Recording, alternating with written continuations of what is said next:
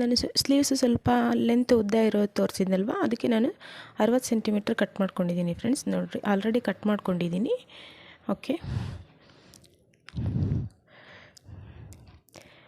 Short sleeves ಇರಲಿ ಅಂದರೆ 50 centimetre ಸಾಕಾಗುತ್ತೆ ಫ್ರೆಂಡ್ಸ್.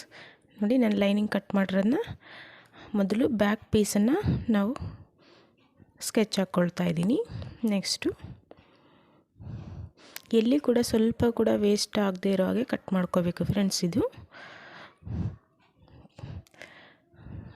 ಈ ಥರ ನಾವು ಲೈನಿಂಗ್ ಕಟ್ ಮಾಡ್ಕೊಂಡಿರೋದನ್ನ ಸ್ಕೆಚ್ ಮಾಡ್ಕೋಬೇಕು. ನೋಡಿ, ಈಗ ನೆಕ್ಸ್ಟು ಫ್ರಂಟ್ ಇನ್ನೊಂದು ಪೀಸು ಇಲ್ಲಿ ಸಾಲ್ತಾ ಇಲ್ಲ ಜಾಗ, ಸ್ವಲ್ಪ ಶಾರ್ಟೇಜ್ ಆಗುತ್ತೆ. ಈಗ ಇವು 2 ಪೀಸ್ ಕಟ್ ಮಾಡಿಕೊಂಡು ನೆಕ್ಸ್ಟು ರೆಡಿ ಮಾಡ್ಕೊಳ್ಳೋಣ ಫ್ರೆಂಡ್ಸ್. ಅದು ಕೂಡ ಈ ಥರ ಸ್ಕೆಚ್ ಹಾಕ್ಕೊಂಡು ಕಟ್ ಮಾಡ್ಕೊಳ್ಳೋಣ. ಈ ಥರ ನಾವು